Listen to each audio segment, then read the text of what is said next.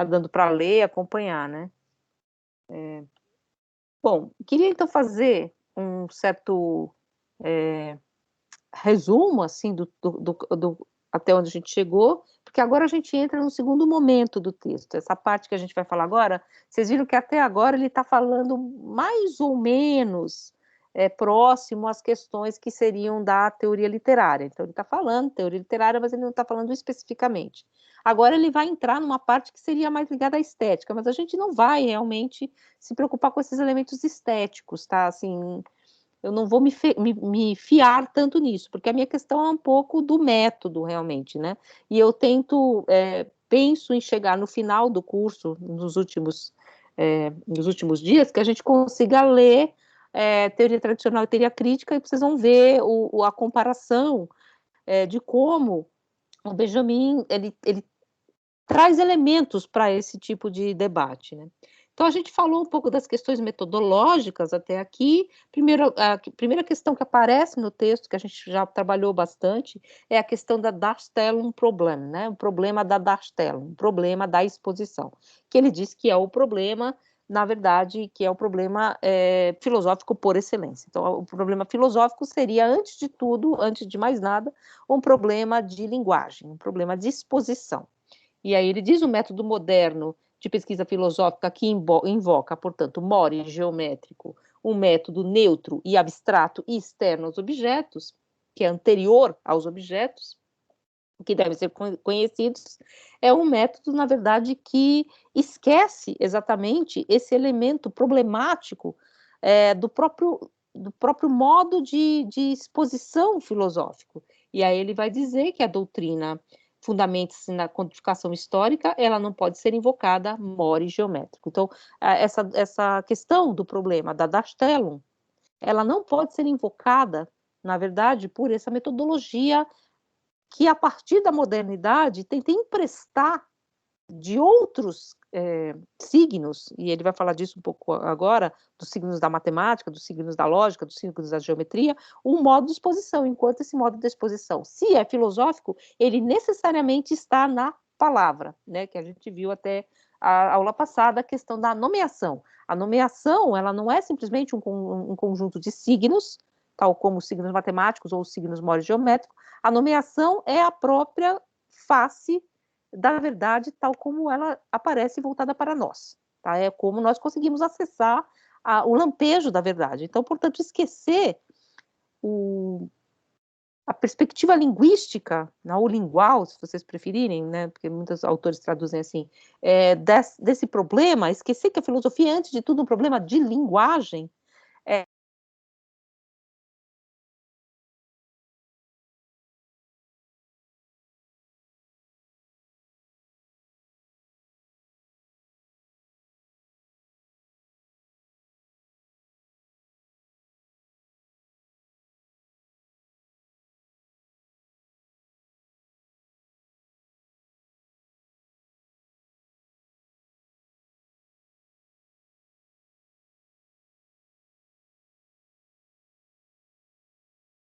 voltei, eu tinha caído, disseram que eu estava fora, voltei. Estão me vendo agora? Sim. Então, voltando, sei lá, foi uma coisa muito louca. Então, essa questão, não, voltando um pouquinho, essa questão, então, de pensar que a linguagem, ela é intrínseca à própria filosofia, se a filosofia quiser ainda ser pensada como uma teoria da verdade, e não como mera teoria do conhecimento. E aí ele vai fazer essa oposição exatamente da questão entre verdade e conhecimento, né? Conhecimento que é da ordem da posse e da ordem da representação, e, portanto, um aspecto que acabou colonizando todos os modos de pensar a filosofia a partir da modernidade, e uma filosofia que ainda quer ter acesso à verdade. E o conhecimento genuíno da modernidade, ele renuncia, portanto, a essa esfera da linguagem filosófica. E aí ele vai dizer que o conceito de sistema do século XIX, vindo nesse caminho, evidentemente, ignora a alternativa à forma filosófica, representada pelo conceito de doutrina e do ensaio esotérico. Na medida em que a filosofia é determinada por esse conceito de sistema, ela corre o perigo de acomodar-se no sincretismo que tenta capturar a verdade numa rede estendida entre vários tipos de conhecimento, como se a verdade voasse de fora para dentro, como se então a verdade está lá e eu tenho um método que é capaz de agarrá-la. Nesse sentido, é que ele vai falar que esse saber moderno, esse saber que está implicado nessa noção de sistema, é um saber da ordem da posse, do haver, né, como está na tradução do Barrento, né, um saber da ordem da posse, da ordem do agarrar, do begriff, né, do conceito nesse sentido do que agarra e transforma numa outra coisa. Um objeto que é captado na consciência, ele é uma consciência transcendental, se vocês quiserem, né? Enfim, e ele se transforma, portanto, numa outra coisa que não mais esse objeto, ele se transforma numa representação para mim, e ele é aprisionado nessa grade metodológica, e esse objeto, então, passa a ser representado, ou seja, posto novamente para mim, ou fora daquilo que seria a relação sujeito e objeto, ele é transformado num outro signo e não tocado pela palavra, não tocado pela nomeação, ele não é mais apresentado ou exposto, darstellung, né? Ou darstellt, né? Como ele também vai usar o verbo. A verdade, por outro lado, escapa a qualquer projeção representativa na consciência transcendental. O que eu tenho representado para mim é mero conhecimento. E aí um pouco aquela questão, né, de que a filosofia teria, na modernidade, principalmente na época de Kant, se resumindo cada vez mais à epistemologia, a teoria do conhecimento, deixando para fora das bordas do que seria a filosofia exatamente esses limites filosóficos que acessam a verdade. Então a verdade deixa de ser até mesmo um problema para a filosofia, né? Ela passa a ser algo que é de inatingível, passa a ser não mais mensurado dentro desse sistema filosófico. O método do tratado medieval, ele vai opor a esse mores geométrico, seria mais interessante porque cada uma das pastilhas, cada uma das partes desse método, ela remete ao todo e o todo só pode ser constatado a partir dessas partes, que é a ideia do mosaico que ele vai falar, e portanto a verdade ela se expõe exatamente nesse jogo de parte e todo que ele traz do tratado medieval. E aí ele vai falar que Darstellung ist der Unbegriff, ela é epitome do método, né? Ela é a própria forma do método, a Darstellung, do método que se quer filosófico. E o método seria um Weg, um método que é como eu falei para vocês, tem esse sentido de entorno, um Weg é fazer rodeios, né? Ou se vocês preferirem como o Willy Bolle gosta, deveria ser traduzido por vereda, né? A vereda é um caminho no meio do mato, é o Holzweg, né? Do Heidegger, é um caminho no meio do mato que não dá em lugar nenhum, né? É simplesmente uma abertura no meio do mato. E aí ele diz, incansável, o pensamento começa sempre de novo e volta sempre minuciosamente às próprias coisas. Então essa ideia de eu não transformo as coisas num objeto para mim, a coisidade da coisa, ou seja, aquilo que a coisa é enquanto coisa, continua posta para mim nessa relação da consciência, como eu falei para vocês, a gente já trabalhou um pouco esse texto e não vou voltar, isso também tem um certo reflexo do Hegel, da fenomenologia do espírito, quando ele faz a crítica exatamente a essa filosofia moderna, que ao querer ser uma filosofia que analisa os seus instrumentos e os seus meios, acaba sendo uma filosofia que tem tanto medo do erro que abandona a própria perspectiva daquilo que seria filosófico, que é a verdade. Esse medo do erro, a dúvida, né, enfim, acaba sendo um desespero, e as palavras elas têm proximidade em alemão. Então, esse duvidar que é da ordem do desespero, porque eu simplesmente abandono essa verdade como algo que está separado da linha do conhecimento. Então, eu tenho um conhecimento inferior e a verdade que escapa até mesmo das minhas ambições filosóficas, nesse sentido. E aí a gente falou um pouquinho dessa noção que ele traz do livro do Goethe, né, do que o Benjamin traz do livro que ele escreveu sobre o Goethe, do texto que ele escreveu sobre o Goethe, as afinidades eletivas, que é a distinção entre teor coisal e teor de verdade. O teor coisal é aquilo que o objeto é em si, na sua historicidade imanente, e o teor de verdade só pode sair dessa imanência. Então, eu não fico nem preso ao teor coisal factual e nem acendo esse teor de verdade saltando fora desse elemento. Então, o teor coisal e o teor de verdade é a forma da exposição e a verdade a ser exposta nesse jogo que sempre está imbricado.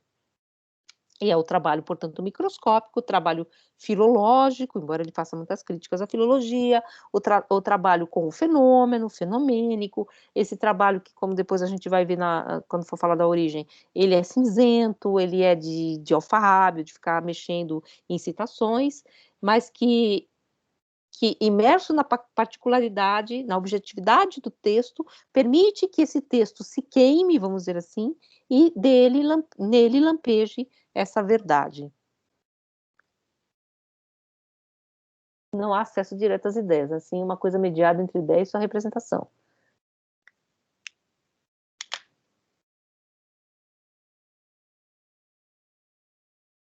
Então, os conceitos são mediadores entre os fenômenos e as ideias. Realmente, ele vai tratar disso mais à frente, né? Então, e ele vai dizer, inclusive, que você vai dissecar os conceitos, né? Então, o conceito não é a ideia, porque o conceito é da ordem da teoria do conhecimento, né? Nesse sentido, as ideias, elas são realmente inacessíveis, entre aspas, elas são inexponíveis, elas vão ser expostas nesse reflexo mediado da ideia que vai se expor, vamos dizer assim, nas coisas. Então, essa relação que está um pouco naquele trecho que vocês estão comentando na prova, né? A ideia, ela é uma mãe fáustica, ou seja, ela só existe também quando esses objetos, essas coisas, se reúnem em torno dela, né? E esse conceito, ele é essa mediação entre os fenômenos, que não entram diretamente no reino das ideias, mas também ele não é aquilo que transforma a coisa numa representação, uma simples representação. E a ideia das estruturas históricas, essas ideias, na verdade, elas são suprahistóricas, né? Que ele vai falar que ideia. A ideia de tragédia, a ideia de comédia, a ideia de drama barroco, né? Então, elas são palavras, elas são nomeações, elas são suprahistóricas nesse sentido, né? Agora, os fenômenos são históricos, né? São históricos, mas de modo imanente. Então, é exatamente essa relação que a ideia e o fenômeno podem estabelecer que vão permitir que essa história do objeto apareça na sua verdade, nesse sentido. Que é um pouco o que ele vai falar depois da que a ideia é mônada, né? O conceito seria essa mediação, que ele vai falar depois, né, do fenômeno empírico, do fenômeno e da ideia. Você nem vai fazer uma relação direta de uma coisa com a outra, mas você também não para no nível do conceito, né? Então, os conceitos, eles servem como esse elemento mediador, como esse elemento... na verdade, ele vai falar que o conceito é sígnico, né? Da ordem do signo, e a ideia não. Por que a ideia não é sígnica? Porque ela não é convencional, não é uma convenção histórica. Enquanto que o conceito serve para fazer esse campo, né? Enfim, para fazer com que a ideia ilumine os fenômenos e os fenômenos deixem que a ideia apareça para nós.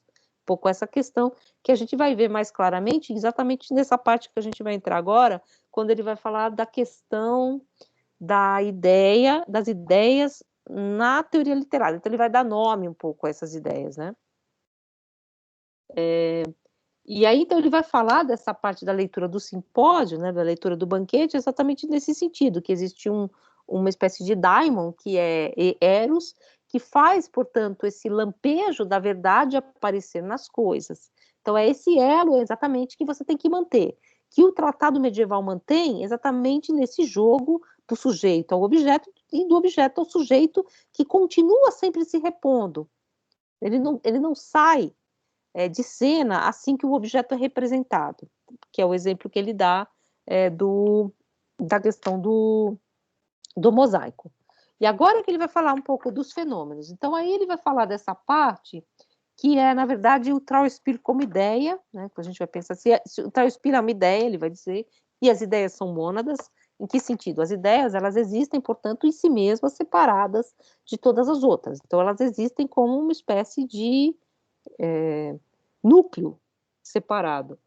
e a filosofia da arte versus, vamos dizer assim, a história literária, ou a filosofia da arte diante dos procedimentos de indução e de dedução que são utilizados nos processos de decodificação que são próprios à teoria literária, que é o que ele vai agora tentar esmiuçar. E ele vai falar, então, na página 60, vocês lembram que a gente está nesse trecho. Na filosofia da arte, os extremos são necessários e o processo histórico é virtual. Então, na teoria literária, os extremos são descartados e o que eu fico com a média. E a história é exatamente o processo onde eu coloco esses elementos. Então, ele vai fazer essa crítica à noção de indução, porque a indução é o reino da média. E o que seria a indução? Eu tenho vários fenômenos, e ele vai trazer vários autores aqui que vão criticar exatamente esses procedimentos, ou falar em favor desses procedimentos. Eu tenho vários fenômenos. Quando eu vou falar de tragédia, que é o exemplo que ele vai dar aqui, eu pego elementos que são constitutivos daquilo que eu chamo de tragédia. O que é o trágico? Então, eu pego Aristóteles, eu pego todos esses elementos constitutivos do que eu chamo de tragédia, elenco esses elementos, tiro de cada uma dessas tragédias fenomênicas uma média, o que nelas mais se assemelha, uma média da semelhança, e, por indução, eu crio uma lei geral de que tragédia, portanto, é isso. Então, essa é a noção indutiva do reino da média, que ele vai dizer. Então, você tira dos fenômenos, dessa média fenomênica, aquilo que vai se transformar numa lei geral. E, nesse sentido, quando eu falo em drama barroco ou em tragédia, isso seria apenas uma espécie de lei geral sígnica, enfim, que não tem nenhuma essência em si mesmo, que dá a ver essa média, que dá a ver, portanto, esse princípio indutivo da história literária. E pegando um exemplo aqui para vocês, quando a gente estuda história da literatura, e ele não está dizendo que ele critica a história da literatura, ele está dizendo simplesmente que história da literatura não é filosofia da arte, A história da literatura, por exemplo, quando ela vai explicitar para nós o que é uma obra barroca ou uma obra romântica, ela vai trazer para nós as características principais que são comuns a quase todas essas obras chamadas assim chamadas de barrocas ou assim chamadas de românticas, e aquelas que estão mais próximas a essa média, ou seja, aquelas que são menos extremas, são as que são mais representativas. Então, isso é a média, Então você vai encontrar os elementos, E aí você tem aquelas subdivisões, o ultra-romantismo, tal, que é exatamente esse elemento que vai construir essa história literária, que tem, portanto, a historicidade, o processo, como o seu vetor. Então, os elementos extremos são também essas obras que escapam, vamos dizer assim, a essa média, que são dessemelhantes, São esses elementos opostos que, evidentemente, vão produzir essa tensão dialética, que depois ele vai falar dessa dialética paralisada, que essas obras também elas expõem, num certo sentido. Porque, por enquanto, ele vai fazer aqui, nessas duas partes que a gente vai ler agora, ele vai fazer uma dupla crítica. Uma crítica à indução, mas também uma crítica à dedução, que é o outro movimento também que a gente também pode ter. Eu tenho uma ideia do que é tragédia e eu faço com que as obras se remetam a essa ideia de tragédia sem nenhum tipo de acesso. Simplesmente há uma ideia de tragédia que dedutivamente ela é distribuída, vamos dizer assim, pelos fenômenos. E nisso você perde exatamente os fenômenos, porque nenhum fenômeno vai ser uma tragédia pura, Nenhum fenômeno vai ser uma obra pura. E aí ele vai falar assim, enfim, então, que diante dessa dupla crítica da indução, que do empírico produz uma história da arte da média, daquilo que é médio, no qual se perdem, como as abstração universal, exatamente os fenômenos, porque eu fico só com a média. E ele diz que o pesquisador, diante de uma heterogeneidade formal, então eu tenho várias obras diferentes e artísticas, ele acumulada, ele vai acumular, então vai produzir uma rubrica classificatória, em que ele vai encaixar essas obras, aquelas que não cabem, elas ficam de fora, elas ficam extemporâneas nesse sentido, e ele vai, então, tentar criticar esse modelo, né, dessa multiplicidade, que é evocada pela obra, mas não é a essência do campo artístico. Então, o problema da indução em filosofia, e ele toma a tragédia como exemplo dessa parte. Você pega e reúne elementos característicos da tragédia antiga e da tragédia contemporânea, faz com que coisas dissemelhantes passem a ser semelhantes, porque uma é antiga, a outra é contemporânea, e não consegue, de modo algum, iluminar com essas tragédias que você escolheu o que seria exatamente o nome, a palavra trágico. Você não consegue explicitar esse elemento da tragédia. Imagina. Não, isso vai aparecer um pouco mais para frente mesmo. Então, essa multiplicidade evocada pela obra, mas não é a essência do campo artístico.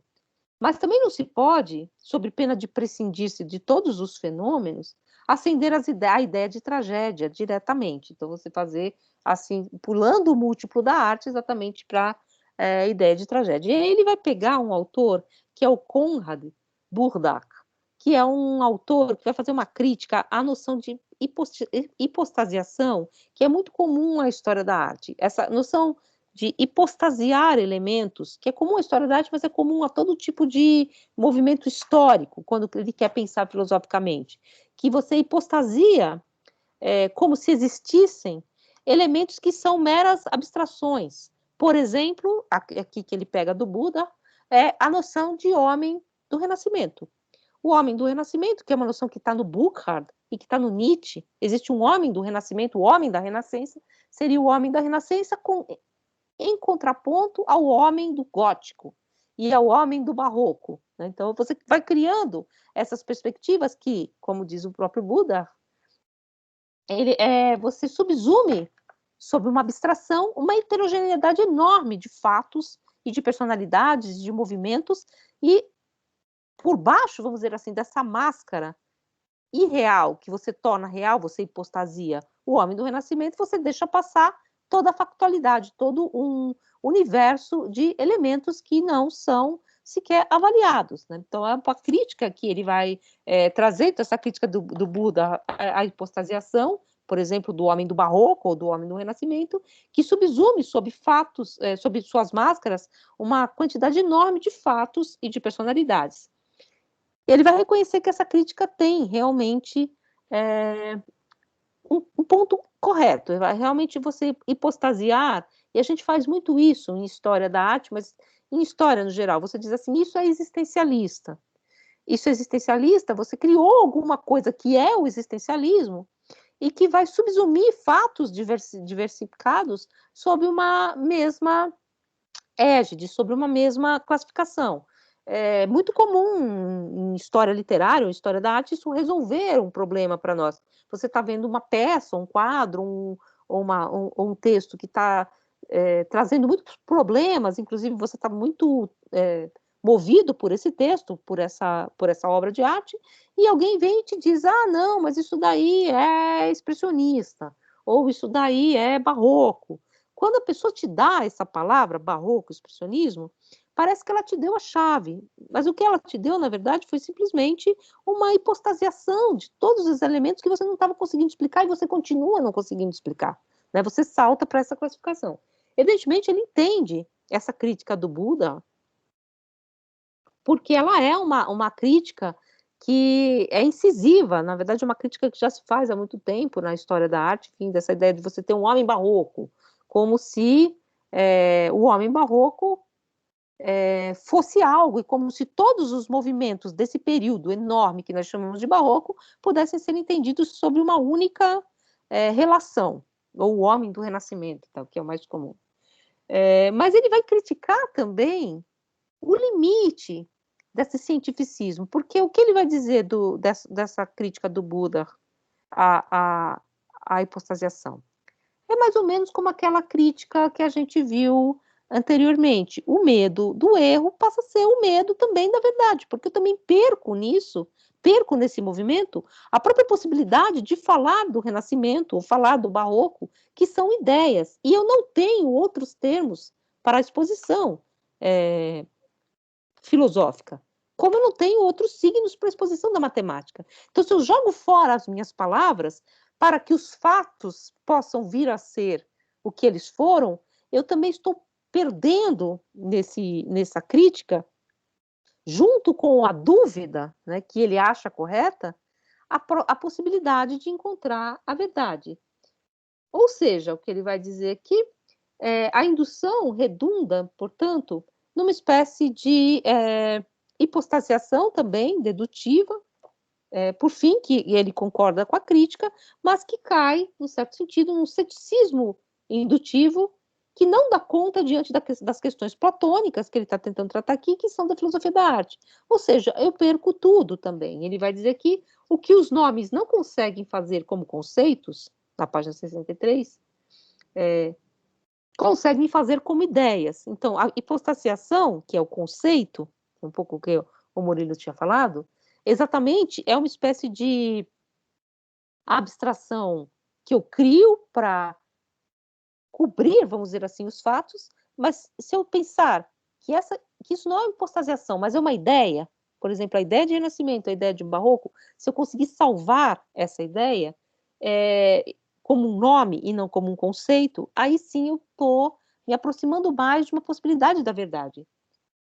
Pois neles, nos nomes, não é o semelhante que é absorvido, e sim o extremo que chega à sua síntese, nesse sentido que a gente estava falando aqui. Não é uma média. Então, não é que eu deixo passar os fatos, inclusive ele vai dizer isso, essa questão de deixar passar os fatos tal como eles foram, é uma questão que para nós já está perdido. Os fatos tal como eles foram, o que eles foram? Essa perspectiva cientificista empírica, nesse nível, ela já está perdida. Não dá nem para colocar essa questão. Os fatos tal como eles foram. Se eu perco, inclusive, a possibilidade de falar desses fatos a partir dos termos que seriam os termos da própria filosofia, eu novamente caio, vamos dizer assim, naquele ceticismo que, sendo uma dúvida extrema, é também um medo da verdade. E aí ele continua, não é, portanto, a partir da média das obras que indutivamente chega-se à classificação. Nem ao contrário, como ele vai mostrar mais para frente, a partir da hipostasiação de conceitos ou de uma abstração dedutiva. Os conceitos, eles são intermediários, como veremos. Então, nesse sentido, eu preciso dos conceitos, mas eu não estou lidando com a linguagem da verdade da arte no nível do conceito. E o Conrad Buder, para Benjamin, ele parte do medo de errar, próprio à cientificidade moderna. Uma metodologia indutiva assim formulada não leva o problema do método às suas últimas consequências. Preso ao fato, a pergunta como de fato aconteceu é sempre impossível de ser respondida. Então, eu perco tudo, eu perco o fato e eu perco a ideia. Eu perco os dois movimentos, nesse sentido. A ideia, portanto, a palavra renascimento, a palavra barroco, a palavra drama barroco, como ele vai tentar pensar, elas não são conceitos, porque se elas forem conceitos, elas podem ser tomadas como uma hipostasiação da média.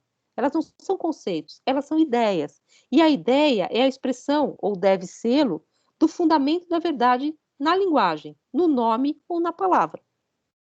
É uma ciência que protesta contra seus modos, e uma ciência que protesta contra os seus modos de expressão, as palavras, é absurda.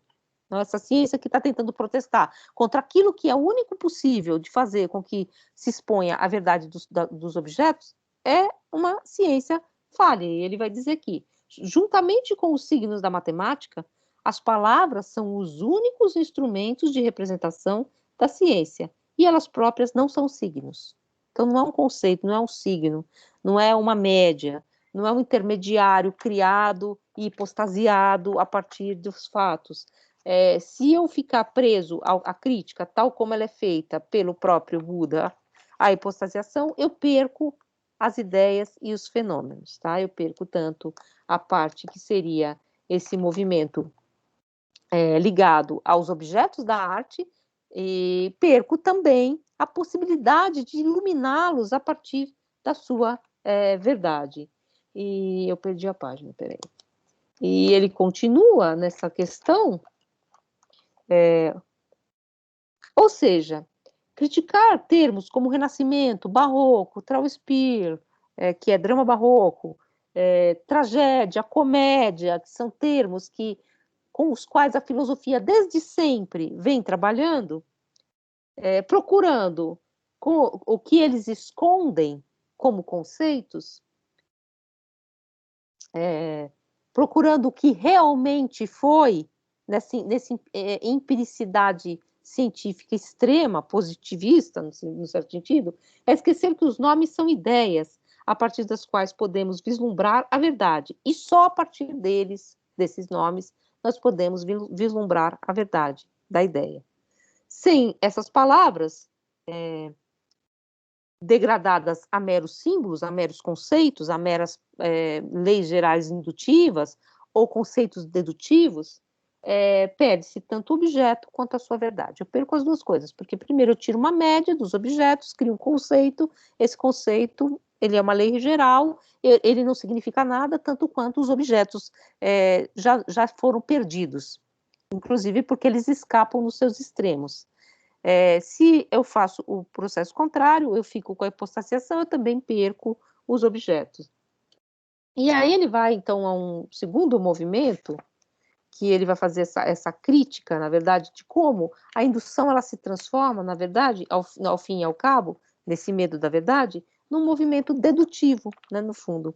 Porque eu tenho tanto medo das ideias, eu tenho tanto medo de hipostasiar essas ideias como verdades, que eu acabo transformando-as em conceitos, e esses conceitos acabam subsumindo os fenômenos, né? E voltando aqui, ou seja, então a indução redunda, ao fim, em uma dedução, na qual se reúnem os objetos e a abstração classificatória se torna meramente judicativa uma métrica, uma medida, uma média. Essa indução se faz a crítica à hipostasiação idealista do barroco, do homem renascentista, ela redunda numa espécie de empatia subjetivista. E aí vai uma crítica que eu acho muito importante do Benjamin. Ele vai dizer que quando eu perco o objeto, e isso volta lá ao modo do tratado, quando eu perco o objeto e o objeto se transforma em mera representação, para mim, eu caio no subjetivismo. Então, o objeto sai de frente, eu não tenho mais a obra de arte colocada diante de mim, eu não tenho mais o objeto ao qual eu me volto, eu tenho um mero conceito desse objeto, a ideia desse objeto, esse objeto desaparece como problema para mim, e o que eu projeto no objeto é, na verdade, uma espécie de subjetividade extremada. E ele vai dizer essa questão quando ele vai falar da noção de empatia, que ele fala aqui com o Meyer, e ele fala mais à frente também. A noção de empatia, eu me coloco no lugar daquele que avalia esse objeto. E nesse objeto eu vejo uma espécie de espelhamento da minha própria época, da minha própria subjetividade. E aí ele vai dizer, né, na página 64, a pesquisa estética indutiva revela suas insuficiências e essa visão ao Shaw, indução, né, a palavra também pode ser, essa visão indutiva, como está traduzido pelo Barrento, não é a do objeto devolvida na ideia, mas a subjetiva projetada na obra pelo recipiente, isso constituindo, em última análise, a empatia de Meyer, considerado o elemento decisivo do seu método. A noção de empatia é se colocar no lugar daquele que produziu o objeto, da vontade desse objeto, e o que você faz, na verdade, é fazer do objeto um mero espelhamento da sua própria relação crítica com esse objeto. O objeto sai de cena. Então, nesse sentido, dessa ideia indutiva, né, na crítica de Meyer, por exemplo, a essa Ausschauung, a visão, né, essa indução, só pode ser reinterpretada sem as palavras, portanto, sem as ideias, e sem o objeto, e sem a própria coisa, como projeção empática do próprio cientista sobre esse objeto. E ele diz, vê a forma artística do drama, da tragédia, ou da comédia, ou do jogo de situações e personagens como dadas, e não como sendo elas mesmas que produzem os conceitos que fazem com que a ideia apareça. Dessa indução, então, combinada à abstração, chega-se apenas a uma teoria de gêneros absolutamente abstrata. Ficou mais ou menos clara essa noção de indução? Então, qual é a diferença de filosofia da arte e de história da literatura? A história da literatura, ela vai partir dos objetos, numa linha histórica, numa linha de processual histórica. E ela vai tirar desses objetos uma média classificatória. A filosofia da arte, ela não trabalha com média, ela trabalha com extremos. Ela quer a síntese desses extremos, para que na síntese desses extremos brilhe a ideia verdadeira, porque a filosofia ela tem como função a exposição da verdade, não a história da literatura que tem outra função. Mas se a filosofia e se a exposição é filosófica, ela tem que procurar, de algum modo, essa sese à verdade, à ideia. Quais são as ideias de que ele está falando aqui? Como ele falou um pouco antes, as ideias são os nomes, aqueles nomes que uma primeira vez a filosofia deu para esses objetos, para essas ideias. O nome da tragédia, o nome da comédia, o nome do Renascimento, o nome do Barroco. Essas ideias, elas não são conceitos, no sentido de que elas não são médias. A perspectiva da indução e a perspectiva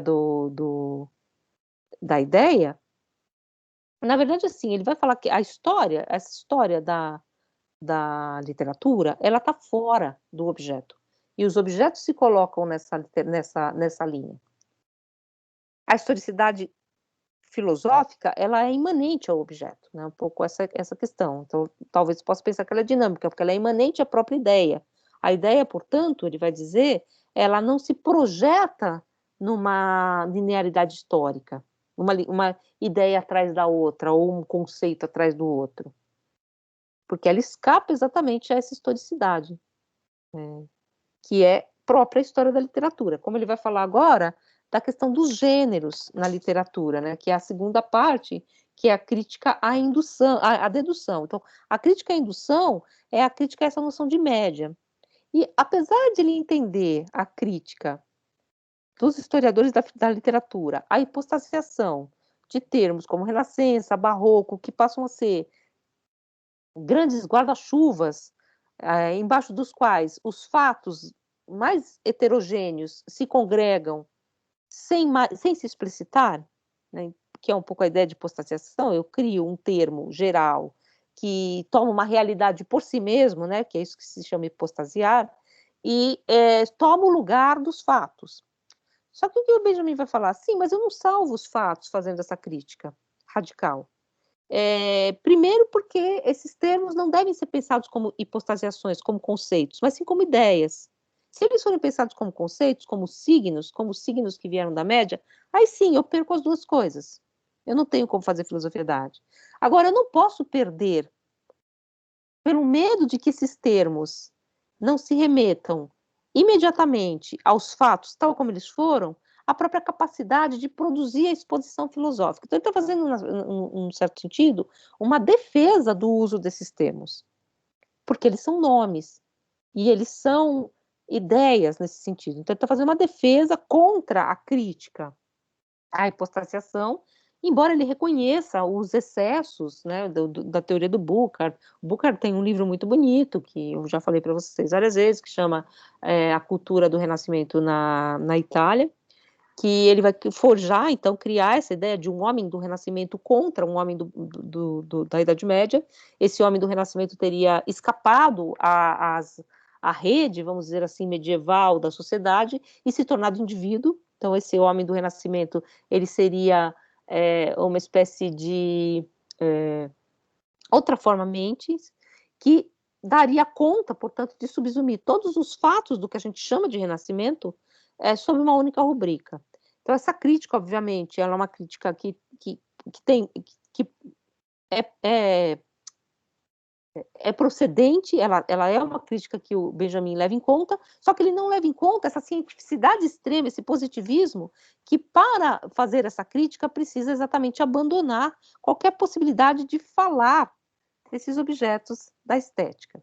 E aí a segunda parte do trecho dele é uma crítica ao contrário, é a crítica pelo outro lado. Então, essa aqui é a crítica da indução, aí ele vai fazer também uma crítica à teoria dos gêneros, como se você tivesse gêneros também conceituais prontos, que foram concebidos historicamente, o gênero da tragédia, o gênero da comédia, o gênero do drama, e você simplesmente alocasse nesses gêneros prontos as obras de arte, classificando-as dedutivamente, já que os gêneros eles precedem a obra, não indutivamente, mas dedutivamente, mas resultando no mesmo procedimento, que é uma abstração em que se perde a ideia e se perde o fenômeno. Eu fico com um mero conceito, eu fico com uma mera abstração na mão.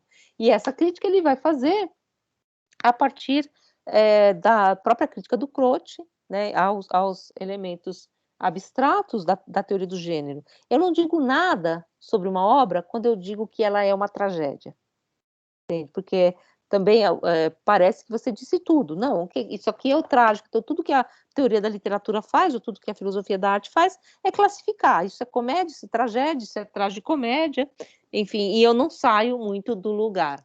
E aí ele vai fazer, então, essa crítica, eu vou ler aqui o comecinho do trecho da página 65. Enquanto a indução degrada as ideias em conceitos, né, porque degrada as ideias em termo geral, né, então eu tenho várias coisas que têm elementos que podem ser entendidos como semelhantes, eu arranco esses elementos semelhantes, transformo esses elementos semelhantes num conceito, e esse conceito é a regra geral. Então, por exemplo, o que é uma tragédia? Uma tragédia nada mais é do que um conjunto de fenômenos, que eu digo tragédias, dos quais eu tiro todas as semelhanças, os elementos semelhantes, as médias, e transformo num conceito. Isso é uma degradação da ideia de tragédia. Mas, por outro lado, se a indução degrada a tragédia, na medida em que se abstém de ordená-las e hierarquizá-las, a dedução atinge o mesmo resultado, ou seja, são dois procedimentos diferentes que atingem o mesmo resultado, na medida em que os projetas no contínuo pseudológico. Ou seja, eu tenho um contínuo que está dado, são os gêneros foram forjados, esses gêneros eles têm já as suas características pré-estabelecidas, e aí ele continua: o universo do pensamento filosófico não se desenvolve pela sequência ininterrupta de deduções conceituais, mas pela descrição do mundo das ideias, que é uma exposição e não uma dedução. Então, não é nem indução, nem dedução. E vale lembrar que o conceito de verdade, que a noção de verdade que ele está operando, não se sobrepõe como uma unidade no ser, e eu cito na página 52, e não como unidade no conceito. A verdade resiste a qualquer interrogação. Então, ela é uma unidade no ser e não uma unidade no conceito. Então, ela é. Então, ela não é uma unidade conceitual. Eu pego a média de todas as obras e unifico num conceito. Ela é o ser. Então, ela não tem divisões, não são as semelhanças que vão apontar para ela. Se os conceitos emergem da intencionalidade, da espontaneidade do entendimento, né, porque são produzidos pelo entendimento a partir do atrito com os objetos, as ideias emergem da contemplação. Lembre disso. Então, o conceito da indução e da dedução, tal como aparecem na história da literatura, são ambos da ordem da teoria do conhecimento e não da ordem da filosofia da arte. As ideias emergem, então, dessa contemplação, que tem no tratado um exemplo. Por que o tratado é um exemplo? Porque o tratado, ele não diz o que são as obras, ele não classifica, ele simplesmente vai novamente a esses trechos, a essas partes, e novamente elabora as suas reflexões em cima dessas partes. Ele repõe a cada vez as dobras da própria verdade que vem à exposição. Então, a exposição é esse trabalho constante, esse exercício constante de ir a ideia. Não pelo conceito que agarra os objetos na consciência transcendental e subjetiva, como a gente falou, né? Unir obras sob rubricas é algo visivelmente ocioso, se não vamos à essência dessas obras, à subjetividade como construção estrutural. Para que me serve saber que todas essas obras são tragédias ou que todas essas obras são comédias? Se na noção de tragédia e na noção de comédia, exatamente todas essas obras se perdem como especificidades. E, ao contrário, o que adianta eu ficar com a especificidade dessas obras e delas tirar uma regra geral, se nessa regra geral se perde a especificidade da obra e a regra geral também não diz nada? O que eu tenho na mão nesse sentido, né? E aí ele vai dizer, nem a crítica, nem os critérios de uma terminologia, o teste de uma teoria filosófica das ideias na arte, pode constituir-se segundo o critério extremo da comparação, mas de forma imanente pelo desenvolvimento da linguagem formal da própria obra, que exterioriza sua gestalt, sua forma, seu conteúdo ao preço de sua eficácia. Então, na verdade, a própria obra, nos seus componentes extremos e não nas suas médias, que vai expor o seu contato, o lampejo dessa verdade, que é a ideia. Ou seja, como é que eu sei o que é uma tragédia? Eu sei o que é uma tragédia classificando segundo a indução ou segundo a dedução? Não. Eu sei o que é uma tragédia pela eficácia dos próprios elementos desse texto que fazem com que a ideia de tragédia apareça. A ideia de tragédia aparece aonde? Ela aparece dentro da obra e não fora. A verdade não voa de fora para dentro. Não é uma caixa que eu encaixo as coisas assim e daí eu conheço, eu tenho a posse. Não. A verdade do que é uma tragédia, ou do que é uma comédia, ou do que é o drama barroco, só vai vir do atrito constante com esses objetos, com o teor coisal específico de cada uma dessas obras. E aí ele continua, uma obra não se classifica em um gênero. E aí ele vai dizer um pouco essa questão, que ele vai pelo Croce, né? Na verdade, falando como os românticos, né? Lembrando um pouco um texto do Schelling, que fala do Dante, uma obra de arte, ela funda o seu próprio gênero, né? Então, o gênero, ele é fundado pela própria obra de arte, porque é a obra de arte que vai iluminar esse gênero, que vai fazer com que esse gênero venha a ser, e ela vai ser explicada depois por esse gênero. Mas é ela que faz com que o gênero surja, e o gênero é que faz com que ela possa ser explicitada na sua verdade. Só que sem uma coisa e sem outra, meio como sem a pastilha e sem o mosaico, eu não tenho nem pastilha nem mosaico. Então, um pouco essa relação, a questão, então, dessa minúcia de mergulhar na obra, de mergulhar no teor coisal dessa obra. Indo agora diretamente ao texto, para falar um pouquinho do Croce, inclusive porque eu queria lembrar para vocês que quem era um leitor de Croce era o Alfredo Bose, que a gente já leu, quer dizer, a gente leu, né, lemos no curso de teoria, de teoria estética, né, o semestre passado. Ele era um autor ligado ao Croce, ele era um comentador, ele tinha uma forma de pensar muito próxima a esse escritor italiano, e ele tem um livro que chama Reflexões sobre a Arte, que vai tratar muito, muito próximo desse problema dos fundamentos da estética. E aí, só retomando aqui, porque as ideias formam uma multiplicidade irredutível. Ela está na página 65. Ela se oferece à contemplação como uma multiplicidade que podemos enumerar ou antes denominar. Elas são nomes, antes de tudo, né? Aquela noção de nomeação que a gente já viu, a damítica. Daí a crítica veemente de Benedetto Croce ao conceito dedutivo de gênero, adotado pela filosofia da arte. Com razão, ele vê na classificação, enquanto fundamento das deduções especulativas, a origem de uma crítica superficialmente esquematizadora. Então, eu tenho um esquema e eu encaixo. A obra se perde, eu não preciso ler obra nenhuma, eu só simplesmente digo, é uma tragédia, é uma comédia. O nominalismo que Buda aborda, com que Buda aborda o conceito de época histórica e sua resistência à mínima perda de contato com os fatos, explicável pelo terror de afastar-se da verdade factual, é exatamente comparável ao nominalismo com que Croce aborda o conceito estético do gênero, e sua preocupação idêntica com o particular, explicável pelo temor de perder o essencial, uma vez abandonado esse particular. Esse interesse pelo essencial ajuda-nos a colocar em sua verdadeira perspectiva o sentido dos gêneros estéticos.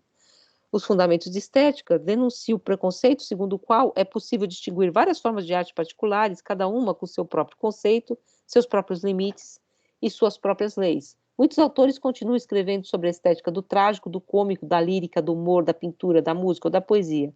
Pior ainda, os críticos não perderam ainda de todo o hábito de avaliar as obras de arte julgando-as segundo o gênero, ou a arte particular a que ela supostamente pertence, que ele citou o Croce, né? Nenhuma teoria da divisão das artes se justifica. Nesse caso, só existe um único gênero ou classe, a própria arte, ou a intuição, enquanto as obras de arte particulares são inumeráveis. Então, é a crítica do Burdak, do ponto de vista da hipostaciação, é refeita pelo Croce nesse nominalismo extremo, que é aquele dos gêneros dedutivos. Então, nenhuma coisa nem outra, tá? Que o Benjamin está dizendo. Mas também, no Croce, ele nota, na mesma coisa que ele viu no Burdak, esse medo de errar, esse medo de perder o particular e o fato, como um medo também de acessar as essências verdadeiras. E aí ele continua mais à frente. Esse texto tem plena validade no que diz respeito aos gêneros estéticos, mas não vai suficientemente longe. Nem, os dois estão certos na crítica, mas ele fala, os dois não vão ao cerne do método, ao problema do método. O problema é esse, exatamente, o problema é esse que está posto aí. O problema é que eu tenho que salvar as ideias e os fenômenos, né? É exatamente essa questão. Mas porque ambos, tanto Croce quanto Burdak, estão entendendo ideia como conceito, ideia como algo sígnico, não como algo nomeador no sentido das essências. E aí ele continua, pois o mesmo modo que juntar uma série de obras de arte visando o que elas têm de comum, que é a indução, é um empreendimento visivelmente ocioso, quando não se trata de acumular exemplos históricos ou estilísticos e sim de determinar a essência dessas obras, é inconcebível que a filosofia da arte renuncie a algumas de suas ideias mais ricas, como a de trágico e a de cômico. Eu não preciso, para criticar o movimento indutivo e o movimento dedutivo, que faz com que se perca o fato fenomênico da obra, abandonar também esses conteúdos que são essas nomeações essenciais, tão caras à própria filosofia da arte, porque elas não são agregados de regras, então elas não são indutivas, e sim estruturas pelo menos iguais em densidades e realidade a qualquer drama, e com elas não comensuráveis. Elas não têm nenhuma pretensão de subsumir um certo número de obras literárias, com base em afinidades de qualquer natureza. Pois ainda que não existisse a tragédia pura ou a comédia pura, ainda que não existisse nenhuma tragédia e nenhuma comédia, que pudesse ser nomeada à luz dessas ideias, elas poderiam sobreviver. A ideia não depende exatamente de existir uma tragédia pura ou uma comédia pura.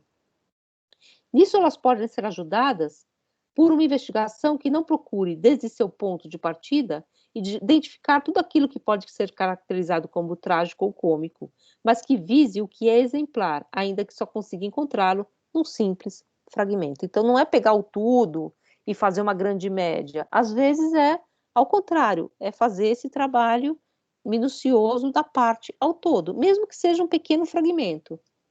Essa investigação não fornece critérios para o autor de resenhas, nem a crítica, nem os critérios de uma terminologia. O teste de uma teoria filosófica das ideias na arte pode constituir-se segundo o critério externo da comparação, mas de forma imanente, pelo desenvolvimento da linguagem formal da própria obra, que exterioriza o seu conteúdo ao preço de sua eficácia. Aquilo que eu disse para vocês, essa relação ela é interna à própria obra, que vai fazer com que essa ideia ela apareça, lampeje de modo imanente na sua própria forma. Além disso, justamente as obras significativas se colocam além dos limites do gênero, a menos que nelas o gênero se revele pela primeira vez como ideal. uma obra de arte significativa ou funda o gênero ou o transcende. E numa obra de arte perfeita, as duas coisas se fundem numa só. Ou seja, a indução da média faz perder exatamente as obras extremas, aquelas em que o gênero aparece com mais propriedade e verdade, ou aquelas que fundam o seu próprio gênero. Aquelas obras que são iluminadas por dentro pela própria verdade que elas fundam. E aqui ele está pensando um pouco naquela ideia que está descrita pelo Schelling quando ele vai falar da obra de arte do Dante, né? Ele vai dizer que o Dante não cabe em nenhum gênero, porque a obra de Dante funda o seu próprio gênero e o esgota. Ela funda o seu próprio gênero, e nesse gênero que ela funda, ela se explicita completamente. Ela, então, funda a sua concepção de verdade, porque ela é uma obra de arte que escapa exatamente nesse extremo. Diga aí, Yasmin. Pri, será que a gente. Eu geralmente, quando tá nessa parte, eu fico fazendo a ponte com aquela época do Brecht, né? Que ele tá discutindo gênero, o teatro épico, né? E tenta mostrar que, quando faz a crítica ao Aristóteles, né? Tenta falar que o gênero, então, é esse que vai surgir, né? Que não é fixo, que vai se transformando de acordo com a história. Aí eu queria saber se você consegue também ver essa relação. No texto lá do Brecht, ele vai falar, ele usa esses dois conceitos, que são conceitos, essas duas ideias, né, que elas não são conceitos, essas duas ideias, a ideia de tragédia, que é uma ideia aristotélica, a ideia do trágico aristotélico, e a ideia do épico, né, que é a ideia que são ideias que se afastam, né, em Aristóteles. Mas o que ele cria de contraponto ali? Porque o teatro ou é trágico ou é cômico, né? Porque ele é dramatização, ele nunca é épico. Teatro épico é uma espécie de oxímoro, num certo sentido, né? Do ponto de vista das ideias tradicionais da teoria da arte, né? Porque você tem a epopeia e a tragédia. Um teatro épico seria um teatro que é narrativo, um teatro que não é dramatizado, um teatro que escapa exatamente a essa noção aristotélica, ele seria não teatro, né? Ele seria um defeituoso como teatro. O Benjamin depois retoma um pouco, quer dizer, não retoma aqui, ele retoma lá, né? Isso sai do drama barroco, né? Porque uma das críticas que se fazia ao Trauspiel, né, era que eles eram tragédias falhadas, eram dramas ruins, tal, então escapavam ao gênero, ou seja, você tem a noção de um gênero, e essas obras elas não encaixam exatamente porque elas são extremas no sentido de que elas não cabem na média, elas são ruins, né? Exatamente porque elas eram consideradas inencenáveis, né? Porque elas têm vários trechos que são muito narrativos, muitas trocas de cenário, muito complexo, e isso seria impossível de encenar, né? Porque não tem como trazer isso ao palco. Então, essa seria uma crítica, que elas eram extremamente palacianas, né, nesse sentido, e que, no limite, elas não teatrais, são peças não teatrais, então elas são defeituosas, né? São formalistas, tal, enfim. E o Benjamin vai dizer, não, ao contrário, se você tiver um gênero, o gênero da tragédia, o gênero do drama, externo à obra, e a obra não encaixa nele, você perdeu exatamente o que na obra pode fundar um outro gênero, que é o trauspício. Essas obras, elas não são nem dramas, nem tragédias, né? Não são tragédias, porque elas são uma outra coisa. E essa outra coisa comporta esses elementos que, comparados a uma tragédia ou a um drama, seriam defeituosos. Você pensar que elas são defeituosas é um modelo dedutivo de compreensão. Por outro lado, se eu pegar todas essas obras, o que são Trauspício? Pego todas as obras e pego o que cada uma tem como média, eu também perco exatamente aquelas que são o Trauspício mais completo, aquelas que têm os elementos mais extremos, né? A dialética dos elementos mais extremos, porque elas vão escapar à média. Então, é um pouco essa questão que ele está tentando pensar, né? E ele vai dizer que se o Trauspiel, né, se o drama barroco é um fenômeno de origem, né, ou seja, se a partir desse movimento histórico se funda uma ideia, ou seja, uma essência, um pouco nesse sentido, né? E a historicidade, as ideias, né, ele diz, elas estão fora desse tempo, elas não se relacionam entre si e tal, porque elas são, na verdade, essas nomeações, né, elas são da ordem da nomeação, não são signos, elas não são conceitos, mas elas são capazes de fazer com que a historicidade dessas obras se explicitem, né, sendo totalmente históricas nesse sentido, que é um pouco que a gente vai ver em seguida na noção de origem, né? Porque, só terminando aqui, Croce havia notado, então, a constituição histórica das ideias artísticas, tragédia, comédia, etc. Essa constituição, por dentro dos fenômenos dos quais emergem as ideias artísticas, é o que Benjamin, então, vai chamar depois de origem, como a gente vai ver no próxima parte do texto, né? Ele vai falar exatamente dessa questão do como é que se forma uma ideia, como é que a ideia ela é originada. Ela é originada da história, sim, mas ela não é histórica, sendo completamente histórica nesse sentido, porque se origina desse movimento histórico, mas ela funda um gênero, né? Essa ideia. Então, a ideia de tragédia, é óbvio que ela vem da Grécia, é óbvio que ela é histórica, tal, mas depois que esse fenômeno originário grego se move e funda essa ideia de tragédia, ela é independente, vamos dizer assim, dessa historicidade, e mais, ela é capaz de explicitar essa própria historicidade, né? Então, um pouco esse jogo, ela faz com que a verdade da obra venha à tona, né? Então, um pouco o que ele está dizendo aqui é que ele, apesar de não querer cair nem na teoria dos gêneros, que é esquematizadora, nem numa hipostasiação, nem numa questão meramente indutiva da média, que simplesmente classifica, porque ambos os caminhos não são filosóficos e ambos os caminhos não ajudam a compreender a verdade de uma obra, simplesmente classificam. Ele não quer perder nesse jogo os termos que se usa nessas discussões. Então, ele quer criticar essas duas discussões, a indução e a dedução, conservando os nomes, conservando as ideias, a ideia de tragédia, a ideia de comédia, a ideia de drama barroco, fazendo esse jogo da ideia e dos fenômenos, um pouco como ele fala lá no tratado. Então, ele não quer nem cair no que o Buda está fazendo, nem com o que Croce critica, porque em ambos o medo do erro acaba sendo também essa perspectiva de perder essa ordem da verdade, que é o que ele está querendo trabalhar nesse próximo capítulo, que é o capítulo sobre a origem. Não sei se fica pouco claro, mas é uma crítica, assim, se a gente trouxer isso para uma teoria da ciência.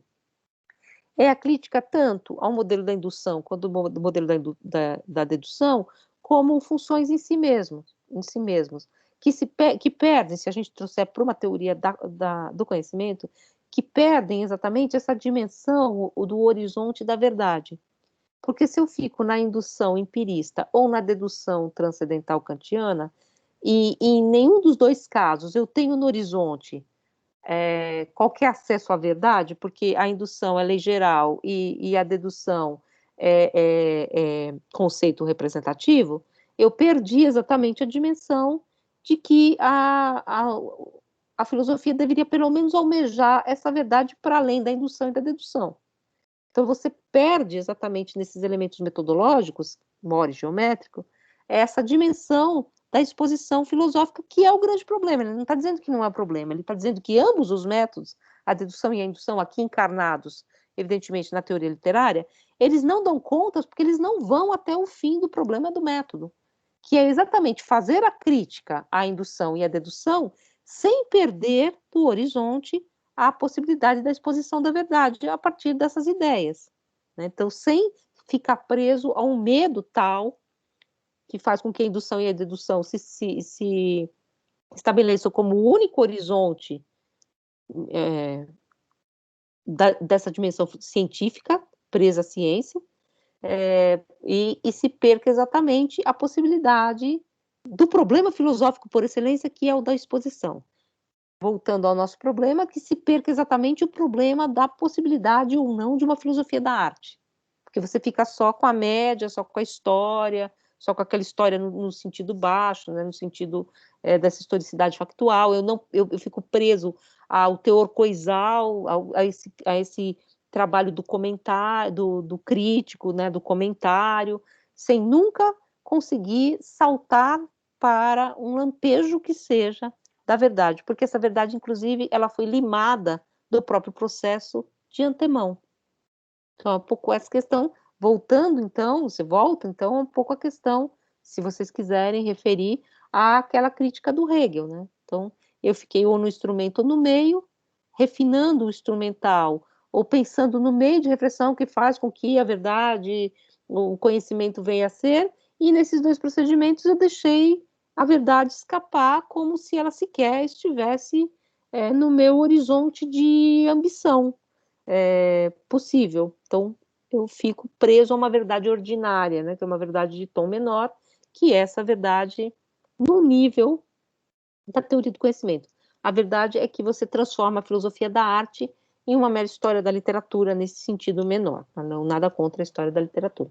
Mas se eu posso fazer filosofia da arte, de algum modo eu tenho que poder acessar, pelo menos de algum modo mediado, essas ideias, né? A ideia de tragédia, a ideia de comédia, a ideia de drama barroco, sem trabalhar com uma ordem classificatória.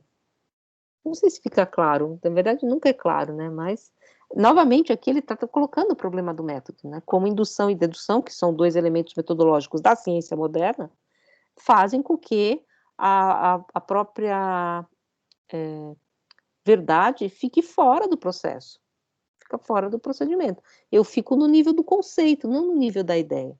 No nível do método. E o que é conceito aqui? O conceito na indução é lei geral e na dedução é gênero pronto, é um gênero pré-fixado de antemão. Nos dois casos, tanto a lei geral quanto a pré-fixação de um gênero pronto são ociosas, porque o que eu ganho com esses dois movimentos, né? Então, um pouco essa questão.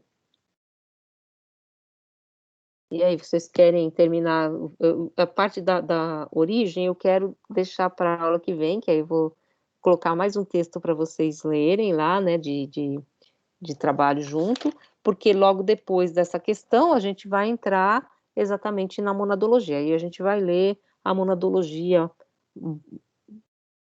detidamente, assim, algumas partes, e aí vai para o que o Benjamin aproveita da monadologia, que é o modo de exposição, tá?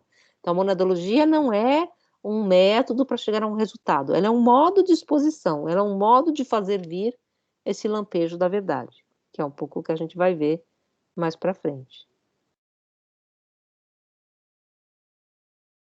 Não sei se vocês têm alguma questão dessas duas partes, da dedução e da indução.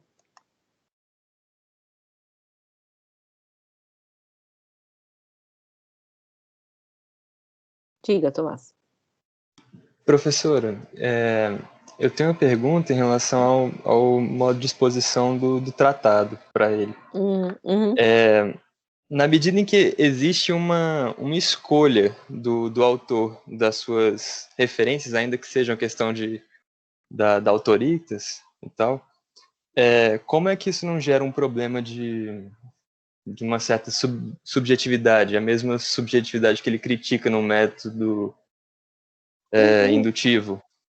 Porque, na verdade, assim, se você pegar o tratado em oposição ao modo de concepção do método subjetivo moderno, o tratado é uma disposição de conteúdos pré-dados que são eles não são selecionados individualmente, eles são selecionados historicamente, se você for pensar, no certo sentido. Porque a questão do Descartes, depois que o próprio Hegel vai criticar, eu vou produzir uma verdade a partir da minha própria relação com o meu tempo e com a minha racionalidade e tal, abandonando toda essa perspectiva que seria uma espécie de legado, né, histórico, né, legado do conhecimento que estaria sob a minha tutela, né? Quando o Descartes passa em revista todo o seu conhecimento, tal. Então, não, tudo que eu aprendi, Aristóteles, as línguas clássicas, nada disso me fez pensar, porque o pensamento, na verdade, ele só pode começar na sua certeza, a partir de um ponto zero, que é a minha própria racionalidade. O que o Benjamin vai dizer? Essa subjetividade, ela só carrega, o Hegel diz isso, né? Ela só carrega mais verdade no limite que ela carrega mais vaidade. Porque se eu tenho uma dimensão histórica do conhecimento, ou se eu tenho uma dimensão de Bildung, né, de formação, esses conteúdos estão dispostos para mim e eu vou refletir sobre eles. Então, essa questão da autoridade, do argumento da autoridade, ele é um argumento alheio. E aí eu lembro para vocês um pouco também que o Foucault fala da concepção de subjetividade original do final do período helenístico. É claro, assim, parênteses, o Benjamin está fazendo uma metáfora, né? Porque a Idade Média, ela começa a alta e a baixa Idade Média, ela começa no final do helenismo, com elementos helenísticos, até ir parar no pré-renascimento, então são 1000 anos que são absolutamente multifacetados. Aí você poderia dizer que essa ideia de Idade Média, ela é uma hipostaciação, é uma metáfora que ele está fazendo. Mas ele está fazendo uma contraposição ao modo moderno, né? Mas aí, voltando um pouco a essa questão do helenismo, do final, vamos dizer assim, do período antigo, e o começo do que a gente pode dizer que vai ser um modo de concepção de estudo, inclusive medieval, você tem os hiponematas, né, que são anotações que as pessoas faziam em cadernos, tipo esses meus aqui, de sabedoria alheia. Então você ia ouvindo alguma coisa e ia colecionando esses pedaços, que depois você ia lendo repetidamente essas pérolas de sabedoria, para que esses elementos externos se tornassem aquilo que você é. Então, é um tornar-se o que se é em contato, em atrito com esses elementos externos, que são selecionados, mas não por uma subjetividade no modo moderno, intencional. Eles são selecionados a um modo de construção, vamos dizer assim, desse pensamento. Reiteradamente, você volta a esses elementos. Tanto que esse trecho que eu estou comentando do Foucault está num livro que chama O que é um autor. E está botando exatamente em questão essa noção de autoria que nós temos, que é a noção do indivíduo moderno, né? Que ele construiu o seu pensamento, né? Isso não faz muito sentido, nem na Idade Média, nem na Antiguidade, e essa noção de autoria, que não é que não tem alguém que está escrevendo, é óbvio que tem, mas esse alguém está lançado numa rede, e se aquilo é meu, é próprio ou impróprio, é próprio ou alheio, não interessa, interessa o que está sendo construído a partir daí. Então, um pouco essa ideia de um certo objetivismo. Eu acho que o Benjamin está nessa questão mais objetivista. O que interessa é o objeto, antes de tudo, né? E a minha relação subjetiva se tecendo com esse objeto, e não a empatia subjetiva que se projeta no objeto. Depois ele vai falar isso mais para frente, dessa noção de empatia, quando ele vai falar da questão do drama barroco e expressionismo, né, como a gente empaticamente se põe num lugar neutro, histórico, para observar, do nosso ponto de vista, a história e classificá-la. Que não é essa questão, não é tornarmos-nos, de algum modo, homens barrocos. Eu vou sentir como os homens barrocos. Não. É estranhá-los, né, estranhá-los nos seus objetos. Não é eu vou tentar ter uma sensibilidade barroca, né? Diga aí.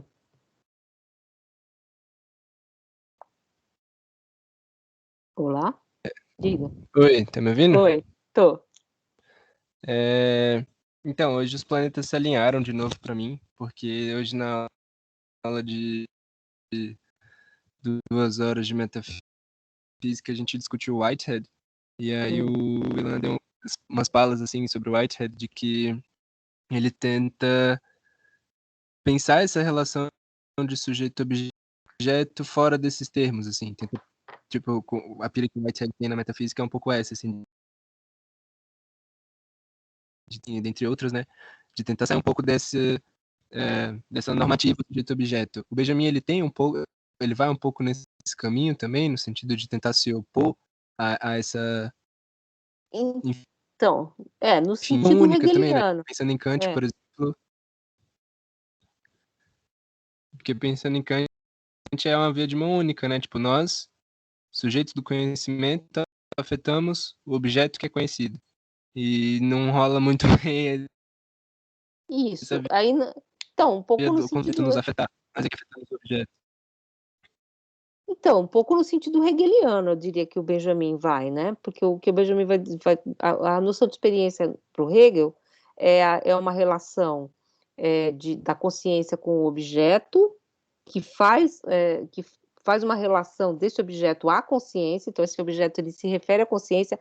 A consciência não tem um padrão de medida pronto, ela se projeta sobre esse objeto para, num terceiro movimento, gerar esse objeto conhecido. Então, é um pouco essa noção de experiência hegeliana, que é a dialética, que eu acho que o Benjamin está pensando nesses termos também, né? Que é escapar essa disfunção sujeito-objeto em que você está separado totalmente, né? Então, você tem o sujeito de um lado e o objeto se projeta na consciência, e, por outro lado, você tem também um empirismo puro em que você tem o objeto em si mesmo enquanto uma coisa dada, né? Então, enquanto um dado, um fato, que ele fala aqui do Buddha, né? Que eu quero não perder os fatos.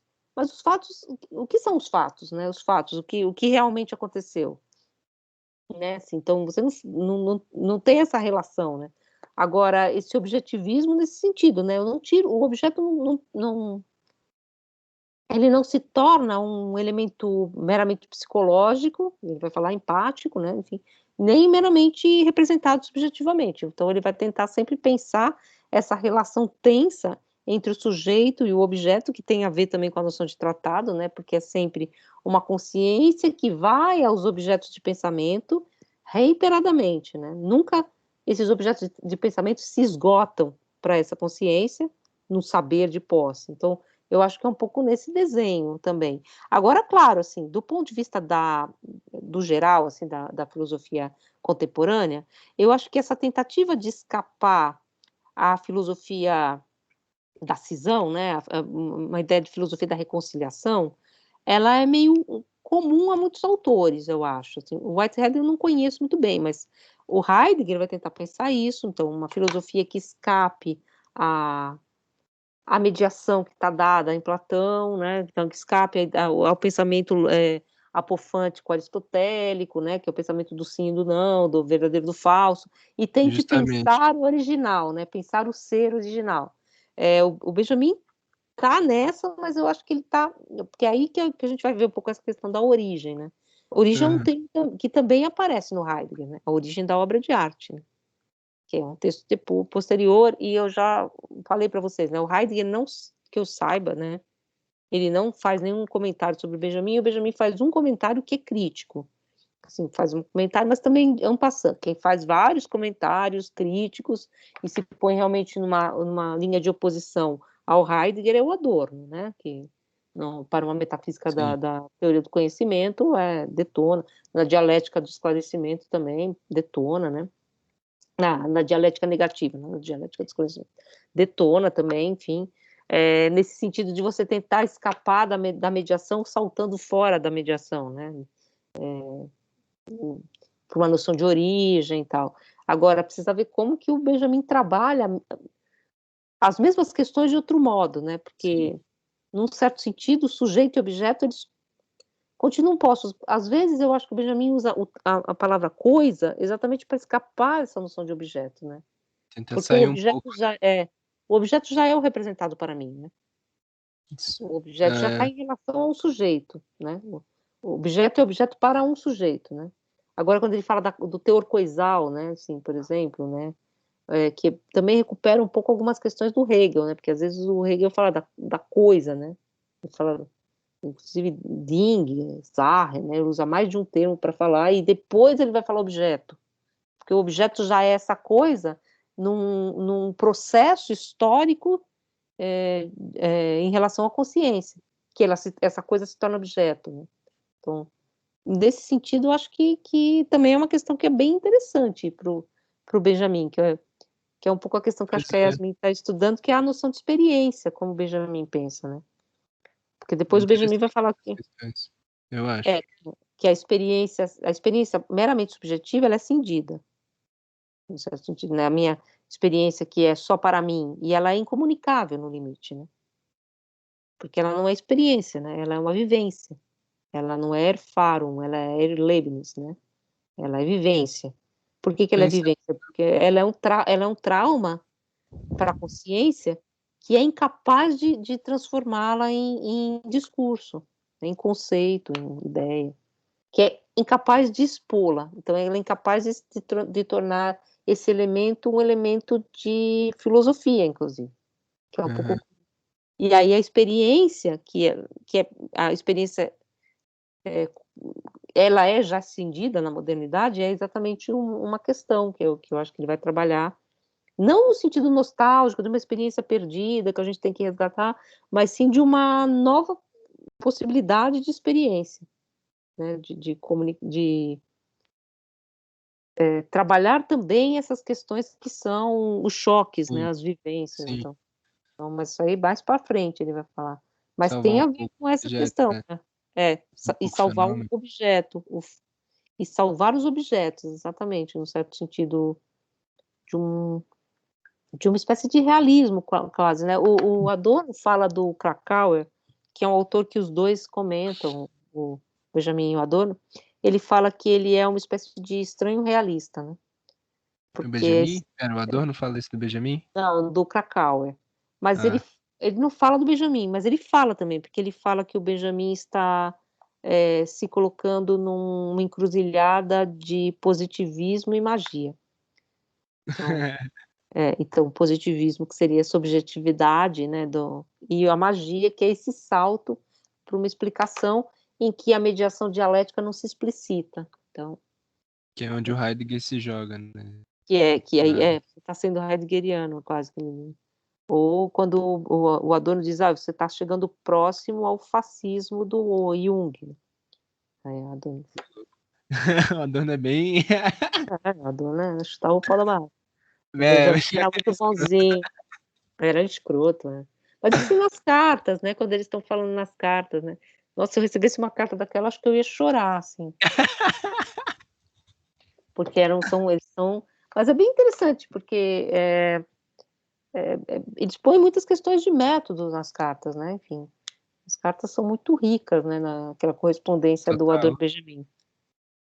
A gente fez um curso uma vez sobre isso, né? Não sei se vocês fizeram, acho que a Yasmin fez. Eu não li as cartas, mas eu imagino que seja bem conteudista, porque os caras estão discutindo filosofia, né? Então. Tem umas fofoca do Brecha, assim, eles fazem umas fofoca. É tudo em código, né? Para ninguém saber de quem eles estão falando. Eles falam do Krakauer, eles falam mal. O Benjamin fala do Bloch, ele achava que copiava ele, mas é loucura, né? Loucura todo mundo tem. Né? Aí o Benjamin fala dos livros de infantis, ele gostava muito de livro infantil, de brinquedo, né? Enfim, com a mulher do Adorno, principalmente. Gretel, né? Mas eu E, fiquei pensando, prof, que talvez, assim, se num certo sentido for jogar o Benjamin contra a modernidade, se poderia se dizer que se a modernidade faz todo, de Descartes a Kant, faz toda talvez uma primazia do sujeito ao objeto, parece que o Benjamin está fazendo talvez um pouco de inversão nesse sentido, né? De uma primazia ao objeto e não ao sujeito. Mas aí, que nem você falou, ele talvez está partindo de um lugar hegeliano, e aí eu já não sei, porque eu não conheço Hegel, então não sei. na verdade, assim, eu acho que em alguns textos ele tem uma questão, é o objeto que pensa, né? O objeto que se expõe, né? Sim. Mas assim, não o que falam assim os autores tipo o Gare, a Jeanne Marie, é que diferente de Adorno, apesar dele fazer uma crítica à modernidade, ao Descartes, ao Spinoza, não é no mesmo nível das críticas do Adorno, né? Porque o Adorno faz uma crítica Tá exatamente da nem aí. loucura do sistema, né? Aham. Desse sistema que precisa consumir tudo numa espécie de espiral da identidade até encontrar a si mesmo, né? Que é a ideia de sistema levado ao extremo, e que esses sistemas eles encontram a sua falha na sua loucura, né? A loucura do sistema, que aí fala da glândula pineal no Descartes, né? Que é uma coisa tão louca, porque é onde o sistema encontra a sua falha e ele pira, né? Porque o sistema tem que pôr Entra sempre em de novo a pânico. si mesmo, né? Porque ele repõe a sua própria verdade, né? Que ele diz do Spinoza. O Spinoza põe a primeira premissa lá em cima, que ele tira lá embaixo, porque o sistema ele tem que ter essa espécie de movimento da própria identidade. O Benjamin já não tem essa crítica tão radical à modernidade, ao método moderno, né? Assim, Sim. Talvez ele não tenha mas, essa pretensão toda, né? talvez não. Porque o Adorno realmente faz essa crítica, quer dizer, faz em alguns lugares, né? Não conheço muito de Adorno, assim, Aham. mas assim, na metacrítica da teoria do conhecimento, que eu acho que tem um texto da metacrítica, para uma metacrítica da teoria do conhecimento, que o Adorno diz que é o melhor texto que ele escreveu. Se ele disse, está dito, né? Que é um texto em que ele vai falar exatamente de fazer uma crítica à teoria do conhecimento, ou seja, a esse modelo da filosofia que se resume ao conhecimento nesse modelo sujeito-objeto, que é conceitual, né? Então, é isso que ele está fazendo nesse texto, que é um texto também que vai falar da fenomenologia, porque a noção de fenomenologia, a ideia é assim, as coisas mesmas, né? Vamos escapar a essa oposição sujeito-objeto, né? A essa noção de representação, que é toda uma questão, né? Se você for pegar no geral, assim, esses autores, é um problema que eu acho que é geral para esses autores, né? Quem é CB que quer falar? CB? Sou eu, professor Carlos. Diga. É Só o parece seguinte, CB para mim. Diga. é o seguinte, professora, essa questão do método, o Benjamin fala, dos desvios, né? Uhum. São os desvios dos métodos, por exemplo. Uma hora é um método comparativo, outra hora é um método histórico-natural, outra hora é um método crítico e tal. E desvios, na verdade, para ficar mais palpável, que para mim ainda não está, são esses, doutor.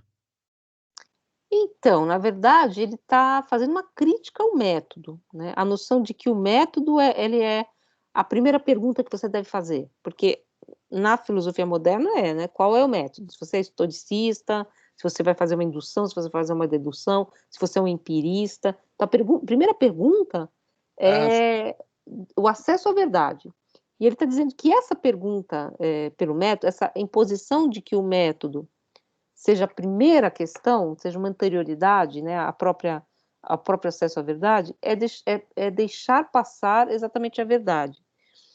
Quando talvez o objeto peça o seu método. Então, por isso o método é desvio, no sentido um pouco que eu tentei recuperar da noção de ensaio, tal como ela aparece, por exemplo, para o Montaigne. Né? O ensaio para o Montaigne é uma construção em torno de algumas questões, que é uma construção que vai tecendo, o termo é do próprio Montaigne, né? Você vai tecendo arabescos em torno desses motivos, né? Que você vai. Então, o motivo da morte, o motivo da utilidade, da honestidade. Isso não significa que você não está chegando a lugar nenhum, significa que você, na verdade, está torneando essas ideias, e essas ideias elas estão criando, vamos dizer assim, o texto do Montaigne, não sei se vocês já leram, ele vai para um lado, ele vai para o outro, depois ele desdiz o que ele disse, e aí ele vai construindo, vamos dizer assim, esse texto nesse jogo, inclusive com entendi. alguns elementos do ceticismo, mas assim, é um pouco essa ideia de que eu vou tentar me dar ao objeto primeiro, né? Então, e tudo isso que ele está construindo aqui, quando vocês vão ver quando chegar no final, isso aqui é a proposta do método, né? Ele vai dizer assim, isso aqui é o que eu quero agora mostrar em movimento na obra. Então, é como se ele tivesse feito uma espécie de aposta, essa que ele está apresentando aqui, do como ele acessou esses objetos que são o tema do texto, né? Que são esses textos que ele chama de Trauerspiel, né? Que ele chama de drama barroco, ou de drama trágico, como vocês... Nenhuma das duas traduções é boa, né? Nem drama barroco, nem drama trágico, porque Trauerspiel é o nome realmente dessas peças de teatro, né, da época, né? Que é um nome que não tem tradução. Depois a gente discute um pouco isso também, porque para ele Trauerspiel é uma ideia originária, então ela é como tragédia, como comédia, ela não pode ser resumida ou comparada a nenhuma outra.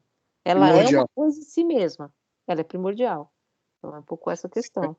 Até Ela aí não eu. é um drama decaído, ela não é uma tragédia mal feita. ela não é uma tragédia renascentista decaída, e ela também não é um drama que ainda não chegou a ser, que está se constituindo. Não, ela é uma coisa em si mesmo. E depois, essa questão a gente vai ver um pouco por um outro viés de método, que é o do Hegel, que eu acho que vai ficar mais claro também para vocês, essa questão do Hegel, porque põe um pouco mais numa ordem da ciência empírica, né? Porque o Hegel vai estar discutindo com autores mais próximos à etnologia, mais próximos à cultura material, tal. Ele discutindo questões, ele também, que é um historiador, né? Enfim, então ele também tem essa relação com a cultura material, mas ele quer não perder, o Hegel, não perder exatamente esse elemento de essência, tá? Que hoje em dia os historiadores consideram romântico, mas a gente vai ver se é ou não, né? Depois, quando a gente for ler o texto. Aí eu vou deixar esse texto já para vocês também, esse do Hegel, porque esse não tem tradução, tá? Vou deixar lá para vocês. E aí, então, eu vou deixar esses 2 próximos textos para a gente continuar as leituras. É que eu queria chegar na monadologia, mas vou deixar um texto para falar sobre origem e esse agora para falar depois, no final, isso está no final, é a última parte do texto que vai falar sobre o Hegel. Não, o Hegel é um historiador da arte, tá? É um historiador, na verdade. O texto mais famoso dele é... acabei de esquecer. Não sei o que lá dos monumentos. Não sei o que lá dos monumentos é bom, né? Deixa eu ver aqui. Eu acho que o único texto que a gente tem tradução para o português é O Culto Moderno dos Monumentos. Tá? Então, eu acho que é o único texto dele do qual a gente tem tradução para o português. Aí a gente tem em espanhol esse que a gente vai falar, que é a arte tardo-romana, a indústria de arte tardo-romana, mas, enfim, só interessa para a gente a introdução, que é a introdução metodológica, né? Mas é um debate muito longo com outros autores como Grossi, o Semper, né? Que são autores que também vão trabalhar essa questão etnográfica. Eu acho que fica mais claro porque tem um objeto, né? Então, qual é o método e como esses métodos estão conversando, né, nesse sentido. E que o Benjamin retoma todos esses autores. Professor, Siga. posso falar um pouquinho aqui? Só mais uma dúvida. Eu Claro. estava na página 37 do drama, ele já me disse que a história da investigação do barroco literário alemão dá um aspecto paradoxal à análise de uma das formas principais, uma análise cujo objetivo primordial não deve ser o do estabelecimento de regras e tendências, mas o da atenção metafísica dessa forma.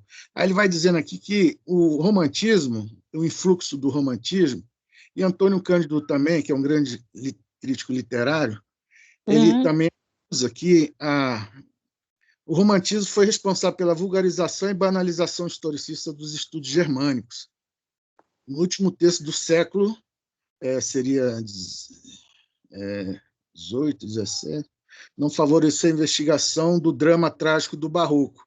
Aí ele cita aqui filólogos da escola do Grimm, de Lerman, como eu já tinha falado uma vez, e aí preocupou aqui é saber que aqui há nesse influxo, há aí ele cita mais na frente o segundo erro, lá que ele fala que o drama trágico do barroco alemão passou a ser visto como caricatura da tragédia grega. Por causa dessa polarização, essa banalização, e aí ficou muito as raízes da tradição popular alemã, e buscar, ficou, né, tortuoso e violento, um estilo tortuoso e violento, aí tornando-se, aí resumindo aqui... por mais que se tivesse forçado dessa forma, muitas vezes repetições bastante esquematistas. Tá, enfim, tá cheio aqui o texto. Ele cita a história, né, que é a Contra-Reforma, e cita Calderon, conferiu. Eu andei estudando aqui um pouco de linguística, filologia, de linguística românica.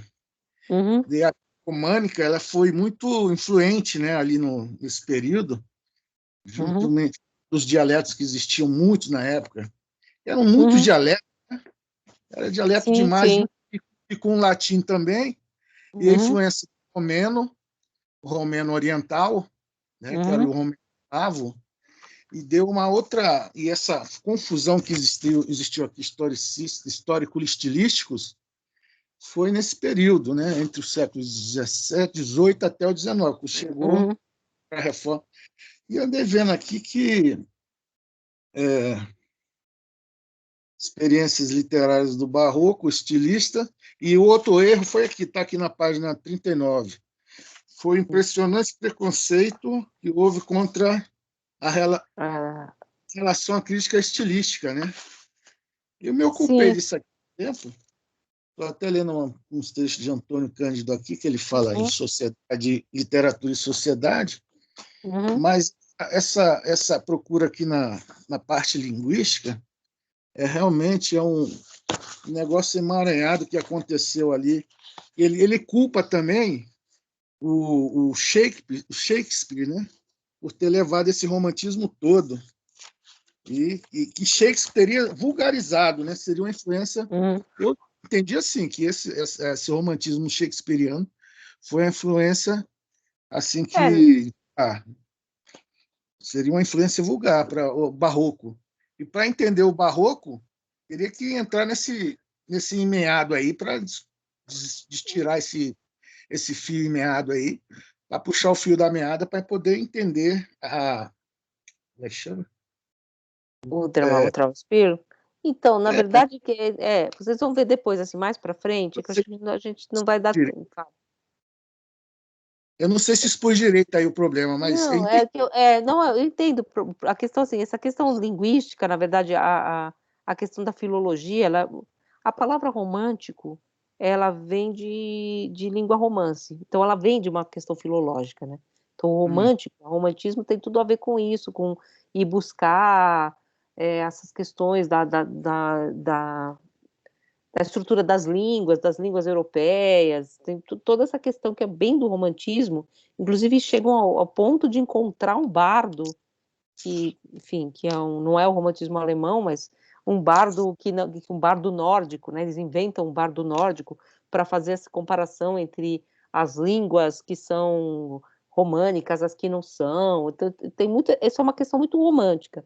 Agora, o que o Benjamin está tentando falar, e ele vai falar isso mais para frente com mais clareza, é que os românticos, a crítica de arte romântica, ela criou, vamos dizer assim, todo um esquema, todo um modo de concepção em que essas obras do Trauspila, elas não encontram espaço, porque elas são criticadas de antemão. Primeiro, porque elas são, aquilo que eu falei, elas são inexponíveis, é impossível encenar, e eles comparam, evidentemente, a Calderon e a Shakespeare, que são os dois extremos, vamos dizer assim, da forma, que são extremamente mais perfeitos, né? O Benjamin vai falar, o Calderon é a forma perfeita, e Shakespeare também. Então você tem esses dois limites, enquanto que o Trauspil seria assim alguma coisa que não deu certo, porque não é nem Calderon, nem Shakespeare e nem a tragédia clássica. É uma decadência da tragédia clássica.